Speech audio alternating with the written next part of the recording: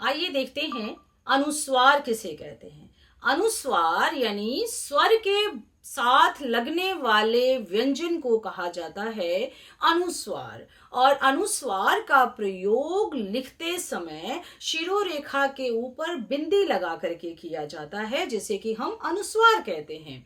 अनुस्वार की ध्वनि बोलते समय नाक से निकलती है। नाक से निकलने वाली ध्वनि कहलाएगा अनुस्वार। जैसे जब हम उच्चारण करते हैं गंदा, तो गंदा में जो ये नाक से ध्वनि निकली, गन, नाक से ध्वनि आ रही है, तो ये नाक से निकलने वाली ध्वनि कही जाएगी अनुस्वार। और ये अनुस्वार होते हैं पंचमा अक्षर, यानी पंचमा अक्षर को लिखते समय हम अनुस्वार लगाते हैं या फिर हम उसे बिंदी के रूप में लिखते हैं, ऐसा हम कह सकते हैं। तो ये पंचमा अक्षर है क्या? पंचमा अक्षर वर्णों के वर्ग का पांचवा अक्षर कहलाता है। पंचमा अक्षर वर्णों का वर्ग, जैसे क वर्ग यानी क, ख, ग, घ, अंग।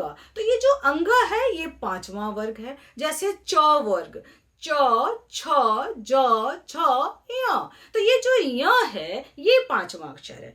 तो सभी वर्णों के वर्ग का जो पांचवा अक्षर है वो कहलाएगा पंचमा अक्षर। और पंचमा अक्षर को लिखने के लिए ही अनुस्वार का प्रयोग किया जाता है, जिसे हम शिरोरेखा के ऊपर बिंदी लगाकर लिखते हैं। और इन वर्णों को यानी पंचमा अक्षर को हम अलग भी कर सकते हैं।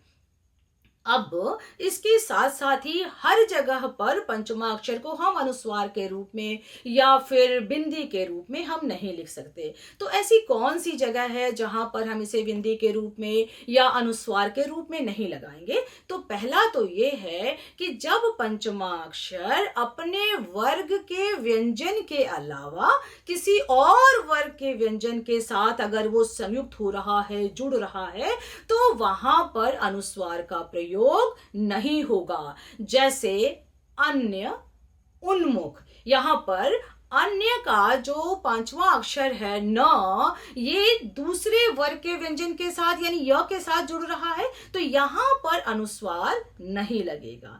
दूसरी स्थिति यह भी होती है कि जब पांचवा वर्ण यानी पंचमा अक्षर अगर दो बार प्रयोग हो, यानी एक ही शब्द में पंचमा अक्षर अगर दो बार साथ साथ आ रहा है, तो वहां पर भी अनुस्वार यानी बिंदी का प्रयोग नहीं होगा। जैसे सम्मुख या फिर सम्मति, सम्मेलन।